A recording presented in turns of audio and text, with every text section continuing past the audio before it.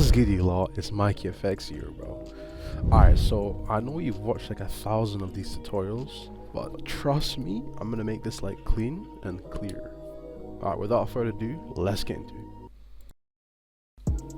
Alright, so you've probably opened up After Effects here, and you're asking me, like, Mikey, what am I actually looking at? What are all these buttons and all these features? I'm gonna say this right now. Trust me, 60-70% of all this is garbage, useless, and you'll never use it. Like, don't even stress, bro. Don't even stress. Alright, so let's get into it. Let's go ahead and create a new composition. Ignore this. Click OK. Alright, so I'm gonna explain each of these areas, and yeah, let's start. So first of all, we have the project panel here. So this is where you're gonna be importing your raw footage and your raw music.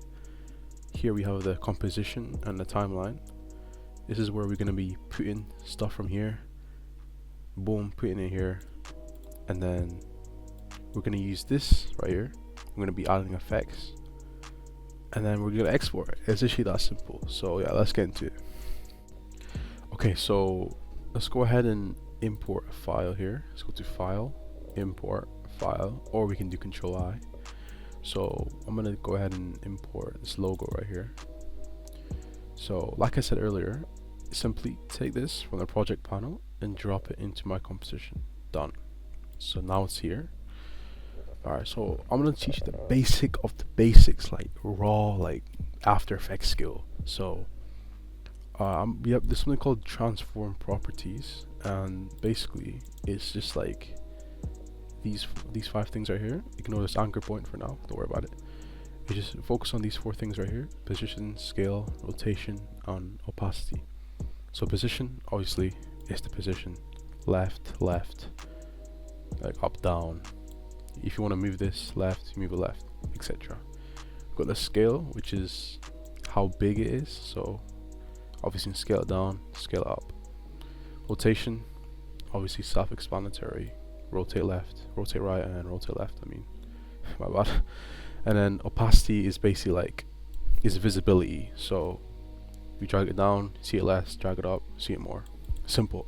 So I want you to play around with this a lot, get used to it, and also very important, get used to using the shortcuts. So P for position, R for rotation, S for scale. And I don't know why they did this, but T for opacity. I know it's not O, but whatever, it's After Effects.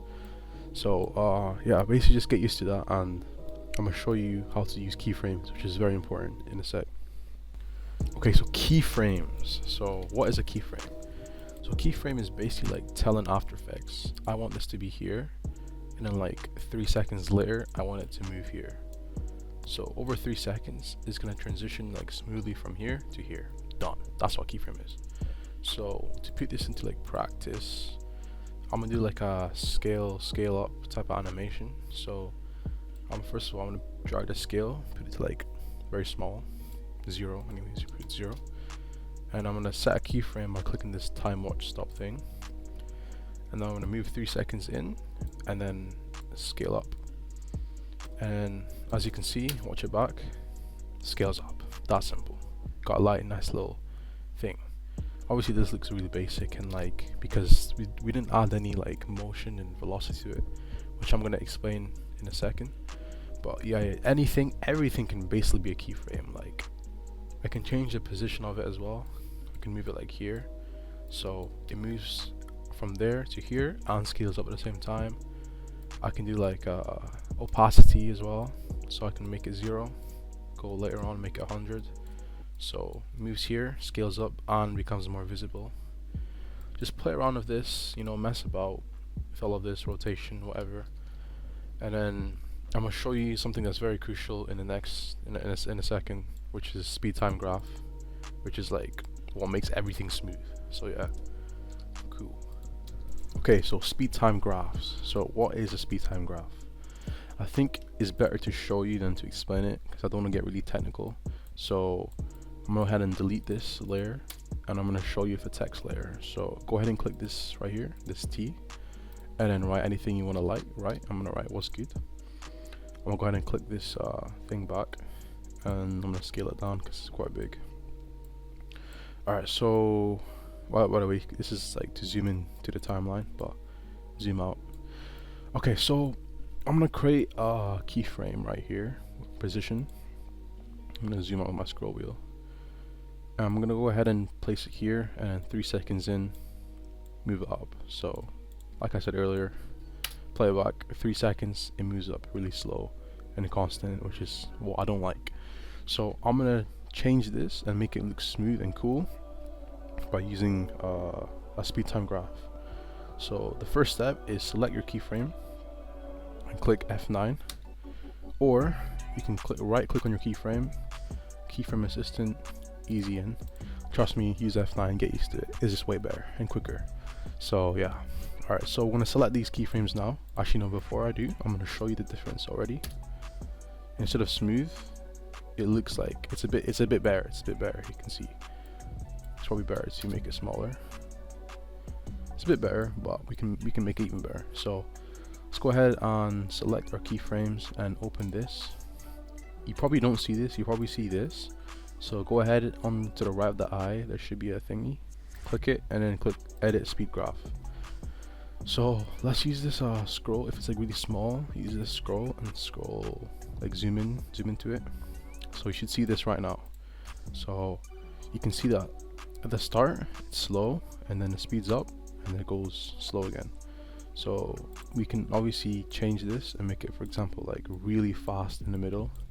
So like it's slow and then fast and then slow. So if I play it, you can see the difference. See, that's like slow, fast, and then slow. So yeah, this is you can experiment with this. I really suggest you do, because that's how you get this in your head. So for example, I can have something at the start that's like really quick and then slows down over time. There's many different ways you can make it. Obviously that looks really cool already. You can make it like go fast. I don't recommend this, but I think the best one is gonna be the default, but a bit more like towards the middle, it comes faster. So slow, fast, slow down. So if I play it back, there's a big difference. I'm gonna have on the screen, I'm gonna have a before and after showing like the different types of things, and then like with effects, obviously. So yeah, you can see at the start of the video, I literally did this exact same thing. If you rewatch the video at the start, this is the exact thing that I used to get that effect. So yeah, I mean, that's basically speed time graph. You can literally use it for anything you want. I'm gonna show you all these effects, like the glows. Like I'm gonna be using these effects, drag and drop here, have some glows and things. Like I'm gonna show you all of that in a second, in the next video, sorry. But for now, yeah, I forgot to show you how to move around and things, so I'm gonna do that in a quick session at the end, real quick. Alright, so the final thing I want to show you is basic navigation. So first of all, if you want to look around like this, you see your scroll wheel, just hold it, click and hold, and then you should see a little hand, and then you should be able to navigate around. You can obviously zoom in, zoom out using your scroll wheel as well. Another thing is, if you accidentally make a mistake, let's say move this here, do Control Z, and then you should be able to just revert that mistake, because obviously there's nothing here that you can go back, I'm pretty sure anyway. So yeah, just Control Z, just know that. What else? Also, this is very niche, but if you want to move up frame by frame and don't want to zoom in and do this, click page up and page down on your keyboard, and you should be able to go frame by frame. Another thing is, if you want to duplicate this and have 2, Control D to duplicate, and you should have 2, and you can duplicate as much times as you want. So yeah, I'm pretty sure that is it for basic navigation. There might be something else that I missed. My apologies if I have. Okay, so I'm not sure how I actually missed this, but in order to cut the clip in half, you have to do Control Shift D. So I don't know what After Effects like developers were smoking when they did this. I don't know why they made it so hard, so much effort to cut a clip. But it's Control Shift D, and you literally just have to, you don't have to get used to that. So yeah. Anyways, back to the vid. But yeah, I think that's it. So thank you so much for watching this tutorial. If you've made it this far, bro, I'm telling you, like, you put in so much effort. Like, most people would just quit out midway. They're like, what is this guy yapping about? Can't be ours watching this. Let me just go do my CapCut, whatever. Bro, trust. If you watch this far, like, you're gonna go far, bro. Trust me. So yeah, thank you so much for watching, bro. Join my Discord down below.